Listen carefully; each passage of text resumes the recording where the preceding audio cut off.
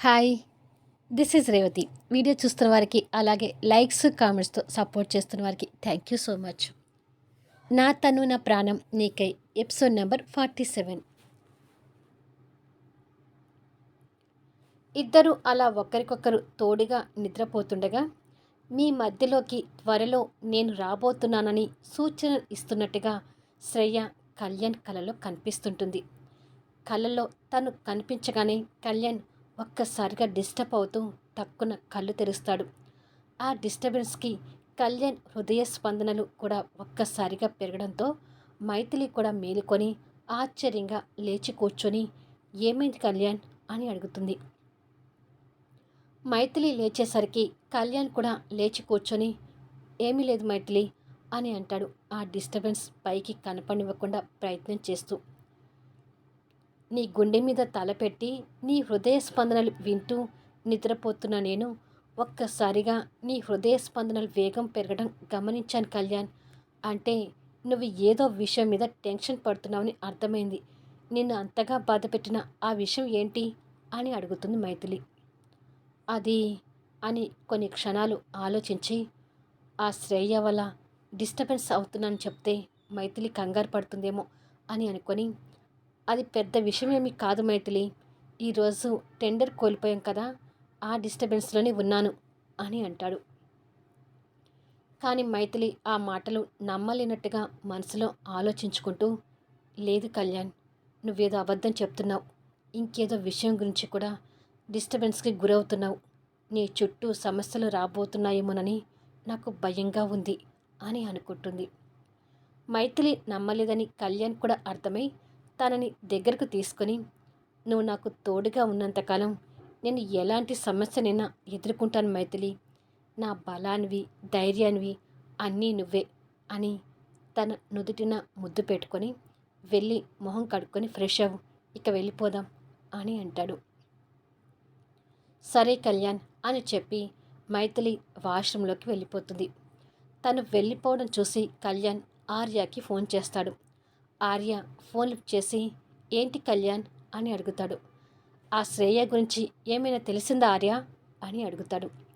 ఏమీ తెలియలేదు కళ్యాణ్, కాకపోతే తను మాత్రం అమెరికాలో లేదని కన్ఫామ్ అయింది అంటాడు ఆర్య. తను అమెరికాలో లేకపోతే ఇండియాలో ఉందనే కదా అర్థం అడుగుతాడు కళ్యాణ్ అనుమానపడుతూ. నాకు అదే అనుమానంగా ఉంది కళ్యాణ్, తను ఉంటే అమెరికాలో ఉండాలి, లేదంటే ఇండియాలోనైనా ఉండాలి, వేరే కంట్రీలో ఉండాల్సిన అవసరం తనకు లేదు కాబట్టి తను ఇక్కడ లేదంటే ఇక ఇండియాలోనే ఉందనుకోవాలి అంటాడు ఆర్య. కళ్యాణ్ మనసులో ఆలోచించుకుంటూ, అంటే శ్రేయ ఇక్కడే ఉండి మమ్మల్ని గమనిస్తుందా అని అనుకుంటాడు. ఎందుకైనా మంచిది, మీరు జాగ్రత్తగా ఉండండి కళ్యాణ్, శ్రేయ తనకు కావాల్సింది సాధించుకోవడానికి ఎంతవరకైనా వెళ్తుంది, సో బీ కేర్ఫుల్ అంటాడు ఆర్య. అంతలో మైథిలి వస్తున్నట్టుగా వాష్రూమ్ డోర్ సౌండ్ వినిపించి, సరే ఆర్య ఉంటాను అని చెప్పి ఫోన్ పెట్టేస్తాడు. మైథిలి ఫ్రెష్ అయి వచ్చి, ఇక వెళ్దామా కళ్యాణ్ అని అడుగుతుంది. శ్రేయ గురించి కళ్యాణ్ పరిపరి విధాలుగా ఆలోచిస్తూనే పదా మైథిలి అంటూ తనని తీసుకొని వెళ్ళిపోతాడు. మరుసటి రోజు కళ్యాణ్ శ్రేయ గురించి ఎంక్వైరీ మొదలు పెడతాడు. అమెరికాలో మాయమైన శ్రేయ ఇండియా చేరుకుందని, తను ఇండియాలోనే ఉందని తెలిసిపోతుంది. ఇండియాలో ఎక్కడ ఉంది అనేది సెర్చింగ్ కూడా మొదలు పెడతాడు. త్వరగా తను ఎక్కడ ఉందో తెలుసుకోవాలని ఆతృత పడుతుంటాడు. అదే రోజు సాయంత్రం ఆఫీసు నుంచి మైథిలిని ఇంటి దగ్గర డ్రాప్ చేసి స్కూల్కి వెళ్ళి చెర్రీని అన్విని కూడా పికప్ చేసుకొని, అన్విని వాళ్ళ ఇంటి దగ్గర డ్రాప్ చేసి చెర్రీని తీసుకుని ఐశ్వర్య నిలయానికి వస్తాడు. చెర్రీ స్కూల్ బ్యాగ్ తీసి పక్కన పెడుతూ, ఈరోజు స్కూల్లో గేమ్స్ కాంపిటీషన్ పెట్టా డాడ్, కాంపిటీషన్లో పార్టిసిపేట్ చేసి నేను చాలా అలసిపోయాను అని అంటాడు. అయితే ఇక ఇవాళ బుక్స్ ఓపెన్ చేయకుండా పూర్తిగా రెస్ట్ తీసుకున్నానా అంటాడు కళ్యాణ్ చెర్రీని దగ్గరికి తీసుకొని. రాములమ్మ పాల గ్లాస్తో అక్కడికి వచ్చి, ముందు ఈ పాలు తాగు చెర్రీ బాబు, నీ అలసట తీరుతుంది అని అంటుంది. కళ్యాణ్ పాల గ్లాస్ అందుకొని చెర్రీకి తాగిస్తుంటాడు.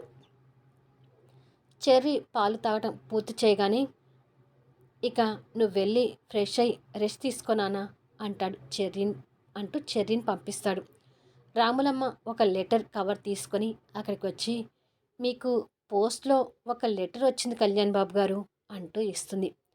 కళ్యాణ్ లెటర్ కవర్ తీసుకొని తిప్పి, ఎక్కడి నుండి వచ్చిందో ఫ్రమ్ అడ్రస్ లేదేంటి అని అనుకుంటూనే ఆ లెటర్ని ఓపెన్ చేస్తూ పైకి వెళ్తుంటాడు. రూమ్లోకి వెళ్ళి ఆ లెటర్ ఓపెన్ చేయగానే, హాయ్ కాబోయే శ్రీవారు, ఐఎమ్ శ్రేయ అంటూ ఫస్ట్ లైన్ చదవగానే షాక్ అవుతాడు. ఆ షాకులోని చిరాకు పడుతూ, ఎంత ధైర్యం తనకి, నన్ను పట్టుకొని కాబోయే శ్రీవారు అంటుందా అని తిట్టుకుంటూనే మిగతా మ్యాటర్ కూడా చదువుతూ, నా కోసం వెతుకుతున్నావని నేను తెలుసుకున్నాను కళ్యాణ్. నువ్వు ఎంత వెతికినా నేను నీకు కనిపించను. అనవసరంగా నా కోసం వెతికి నువ్వు టైం వేస్ట్ చేసుకోకు. ఎందుకంటే మరికొన్ని రోజుల్లో నేనే మీ ముందుకొచ్చి ఒక బాంబ్ పేల్చబోతున్నాను. దానికి నువ్వు ఆ మైథిలి రెడీగా ఉండండి. బాయ్ మై డియర్ శ్రీవారు అని చెప్పి లెటర్ ముగుస్తుంది. ఆ లెటర్ చదవగానే కళ్యాణ్ ఇంకా షాక్ అవుతూ, అంటే నేను ఊహిస్తుంది నిజమేనమాట. శ్రేయ మళ్ళీ ఏదో ప్లాన్లోనే ఉంది. బాంబ్ పేలుస్తానని అంత ధైర్యంగా చెప్తుందంటే ఆ ప్లాన్ ఏమై ఉంటుంది అని ఆలోచించి, ముందు తనకు కనిపిస్తే తనని చంపి పారేనంత కోపం వస్తుంది అంటూ పిడికిలి బిగిస్తుంటాడు. జెస్సీ గ్రూప్ ఆఫ్ ఇండస్ట్రీస్లో క్రాంతి సిస్టమ్ ముందు కూర్చొని ఆఫీస్ వర్క్ చేసుకుంటూ ఉంటుంది. తన కొలీగ్ అండ్ ఫ్రెండ్ అయిన బాను ఒక ఫైల్తో తన దగ్గరికి వచ్చి, ఈ ఫైల్ కంప్లీట్ అయిపోయింది క్రాంతి, డేటాని కూడా నీకు ఫార్వర్డ్ చేశాను అంటూ చూడు అని అంటుంది. ఓకే నేను చూస్తానులే బాను అని అంటుంది క్రాంతి. నీకు ఒక విషయం తెలుసా అడుగుతుంది బాను. ఏమిటది అడుగుతుంది క్రాంతి వర్క్ చేసుకుంటూనే. త్వరలో మన కంపెనీకి ఒక కొత్త బాస్ రాబోతున్నారని టాక్ వినిపిస్తుంది అంటుంది బాను. కొత్త బాసా? ఎవరై ఉంటారు అని అడుగుతుంది క్రాంతి. పరశురామ్ సార్ వాళ్ళ కూతురు జెస్సీ ఉంది కదా, తను ఎవరితోనో లవ్లో ఉందంట. త్వరలో వాళ్ళకి పెళ్ళంట. పరశురామ్ సార్ ఈ ఆఫీస్ వ్యవహారాలన్నీ కాబోయే అల్లుడి చేతిలో పెట్టబోతున్నారని టాక్ వినిపిస్తుంది అని అంటుంది బాను. అలాగా, సరేలే, ఎవరైతే మనకెందుకు, మన వర్క్కి తగ్గట్టు మనం శాలరీ ఇస్తే చాలు అని క్రాంతి చెప్పి వర్క్ చూస్తూ ఉంటుంది. అది కాదే, ఇప్పుడున్న ఈ పరశురామ్ గారే మన తోలు వలిచినట్టుగా వర్క్ చేయించుకుంటున్నాడు. ఇక ఈయన గారి అల్లుడు ఎలా ఉంటాడోనని కాస్త టెన్షన్గా ఉంది అని అంటుంది బాను. నాకు ఆ టెన్షన్స్ ఏమీ లేవు. బాస్ అన్నాక వర్క్ ఇస్తూనే ఉంటారు. ఎంప్లాయీస్ అన్నాక ఆ వర్క్ చేస్తూనే ఉంటారు. బాస్ ఇచ్చే వర్క్కి కట్టుబడి ఒక ఎంప్లాయీగా నా డ్యూటీ నేను చేస్తుంటాను. అలా కాదని కొత్తగా వచ్చే ఆ బాస్ నా ఆత్మగౌరవం బాధ పెట్టేటట్టుగా ఉంటే మాత్రం తట్టుకోలేను. నా దగ్గర కోట్ల కొలది డబ్బు లేకపోవచ్చు, కానీ నా మనసాక్షి నాకు కోట్ల కంటే విలువైంది. నా మనసాక్షి బాధపడిన రోజు నేను ఈ సీటు వదిలేసి వెళ్ళటానికి కూడా వెనకాడను అని అంటుంది క్రాంతి. మనసాక్షి కాదు, నీకు కోపం కూడా ఎక్కువే, నాకు తెలిసింది అని అంటుంది బాను. నా కోపాన్ని నువ్వెప్పుడు చూసావు అని అడుగుతుంది క్రాంతి ఆశ్చర్యపోతూ. మొన్న మీ ఇంట్లో మీ నాన్నతో గొడవ పడే రోజు నీ కోపాన్ని చూశానులే. నీలో కనిపించిన ఆ కోపాన్ని చూసి ఆశ్చర్యపోయాను. మీ పర్సనల్ విషయాలు విన్నట్టుగా ఉంటుందని చెప్పేసి లోపలికి రాకుండా వచ్చిన దారిన వెళ్ళిపోయాను. ఒకవేళ లోపలికి వచ్చుంటే ఆ కోపానికి నన్ను కొట్టేదానివేమో అనిపించింది. ఎందుకైనా మంచిది, కొత్త బాస్ వచ్చేసరికి కాస్త ఆ కోపాన్ని కంట్రోల్ చేసుకోవే అంటుంది బాను. క్రాంతి చేస్తున్న వర్క్ ఆపి, ఎలా కనిపిస్తున్నాను నీ కళ్ళకి? బాస్ ముందు నా కోపం ఎందుకు చూపిస్తాను అని అంటుంది. ఏమో, ఏదైనా సందర్భంలో నీ కోపం కొత్త బాస్ మీద చూపించావనుకో నీ జాబ్ పోతుంది, జాగ్రత్త అని అంటుంది. అలా ఏమీ జరగదులే, నేను ఆఫీసులో చాలా కూల్గా ఉంటానని నీకు తెలీదా అని అంటుంది క్రాంతి మళ్ళీ వర్క్ చేస్తూ. తెలుసు, కానీ ఇప్పటి వరకు చూసిన క్రాంతి వేరు, మొన్న మీ ఇంటికి వచ్చినప్పుడు చూసిన క్రాంతి వేరు అని నాకు అనిపించింది అని అంటుంది బాను. నువ్వు ఇలాగే నన్ను వేరు చేస్తూ మాట్లాడుతూ నా వర్క్ చెడగొడుతూ ఇక్కడే ఉన్నావనుకో, ఇంట్లో చూసిన క్రాంతిని ఇప్పుడు చూస్తావు అని అంటుంది కాస్త సీరియస్గా. అమ్మో వద్దులే, నేను వెళ్ళిపోతాను అని చెప్పి తను వెళ్ళిపోతుంది. తన మాటలకి క్రాంతి ఆలోచిస్తూ, నిజమే, నాకు కలిగిన పరిస్థితుల కారణంగా నాలో కోపం కూడా అలా పెరుగుతూ వచ్చింది. అలా అని అందరి దగ్గర ఆ కోపాన్ని చూపించనులే. మనుషుల మనస్తత్వాన్ని బట్టే నా కోపం బయటపడుతుంది. అసలు నా జీవితంలోకి సూర్య వస్తే ఈ కోపం ఇట్టే ఎగిరిపోతుంది అని నవ్వుతూ అనుకుంటూ వాక్ చేసుకుంటుంది. సో క్రాంతి ఏమీ తక్కువ కాదు. మనుషులను బట్టి సందర్భాన్ని బట్టి కోపాన్ని ప్రదర్శిస్తుంది. మరి క్రాంతి అంటేనే మండిపోతున్న ఆ సూర్య ప్రతాపాన్ని ఈ క్రాంతి తట్టుకుంటుందా లేదా ఎదురు తిరుగుతుందో చూడాలి. సాయంత్రానికి కళ్యాణ్ మైథిలిని తీసుకొని ఆఫీస్ నుంచి వస్తుంటాడు. ఇవాళ ఆఫీసులో నేను గమనిస్తూనే ఉన్నాను కళ్యాణ్. దేని గురించో దీర్ఘంగా ఆలోచిస్తున్నావు. అది దేని గురించి అని అడుగుతుంది మైథిలి. శ్రేయ నుంచి లెటర్ వచ్చిందని చెప్తే మైథిలి కూడా నాలాగా డిస్టర్బ్ అవుతుంది.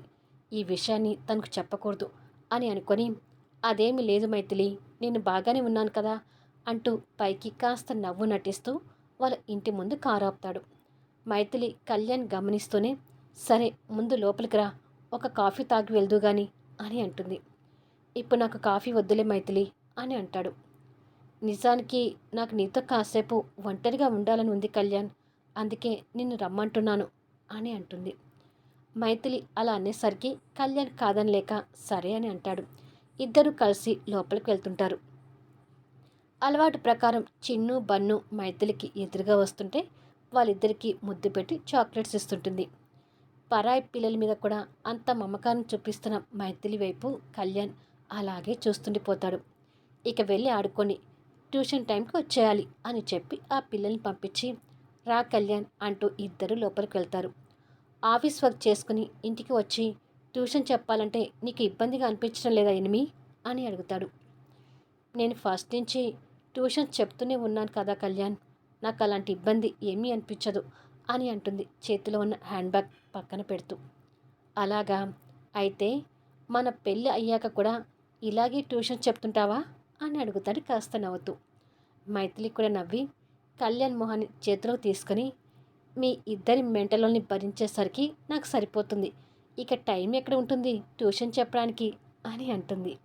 కళ్యాణ్ తన నడుము మీద చేతులు వేసి దగ్గరికి గుంజుకొని, మనం త్వరగా పెళ్లి చేసుకుందాం మైథిలి అని అంటాడు. మైథిలి కూడా కళ్యాణ్ చుట్టుకొని, ముందు మన పెళ్ళికి నీ ముద్దుల కొడుకును ఒప్పించు అంటుంది నవ్వుతూ. అది చెర్రీ ఒప్పుకోకపోయినా మనం పెళ్లి చేసుకుందాం మైథిలి అని అంటాడు. అదేంటి కళ్యాణ్ అలా అంటావు? చెర్రీ ఒప్పుకోకుండా మనమిద్దరం పెళ్లి చేసుకుని ఎలా కలిసి ఉంటాము అని అడుగుతుంది. నిజమే, వాడు ఒప్పుకోకుండా కలిసి ఉండలేం కదా అంటాడు బాధగా ఆలోచిస్తూ. కళ్యాణ్ మొహంలో కంగారు చూసి, ఏమైంది కళ్యాణ్ నీకు? ఎప్పుడూ లేనిది మన పెళ్లి గురించి కొత్తగా అంటున్నావేంటి అని అడుగుతుంది. మన పెళ్ళి త్వరగా జరిగిపోవాలనే ఆశతో అలా అన్నానులే అంటాడు కాస్త తడబడుతూ. చెర్రీనే కాదు, మా సూర్య కూడా మన పెళ్ళికి ఒప్పుకోవాలి. సూర్య రేపు మార్నింగ్ వచ్చేస్తున్నాడు అన్నట్టు కళ్యాణ్, సూర్య వస్తున్నాడు కాబట్టి రేపు నేను ఆఫీస్కి రాలేను అని అంటుంది. సరే, నీ తమ్ముడి కోసం ఎన్ని రోజులు ఆఫీస్కి రాకుండా ఉంటావో నీ ఇష్టం, కానీ నేను మాత్రం నిన్ను మిస్ అవుతూనే ఉంటాను అని అంటాడు తన తల నిమురుతూ. నేను కూడా మిస్ అవుతాను కళ్యాణ్, అందుకే ఎల్లుండి ఖచ్చితంగా ఆఫీస్కి రావడానికి చూస్తాను అని అంటుంది. నీ ఇష్టం అంటూ తన నుదుటిన ముద్దు పెట్టుకొని, చెర్రీని స్కూల్ నుంచి తీసుకొచ్చే టైం అయింది మైథిలి, ఇక నేను వెళ్ళనా అని అడుగుతాడు. కాఫీ తాగవా అని అడుగుతుంది కళ్యాణి అలాగే పట్టుకొని. వద్దులే, లేట్ అవుతుంది అని సమాధానం ఇస్తాడు. సరే వెళ్ళు అంటుంది కాస్త బాధగా చూస్తూ. నన్ను ఇలాగే చుట్టుకుంటే నేను ఎలా వెళ్ళను ఎనిమి అని అడుగుతాడు నవ్వుతూ చూస్తూ. ఓ మర్చిపోయాను అంటూ కళ్యాణ్ నడుము చుట్టూ వేసిన చేతులను తీస్తుంది. కళ్యాణ్ నవ్వి తన పెదవుల మీద చిరుముద్దు పెట్టి బాయ్ అని చెప్పి వెళ్ళిపోతాడు. నైట్ 10 అవుతుండగా కళ్యాణ్ నిద్రపోతున్న చెర్రీని వీడియో కాల్లో మైథిలికి చూపిస్తుంటాడు. మైథిలి కళ్యాణ్కి మాటలు చెప్తూ కొడుకుని చూస్తూ నిద్రపోతుంది.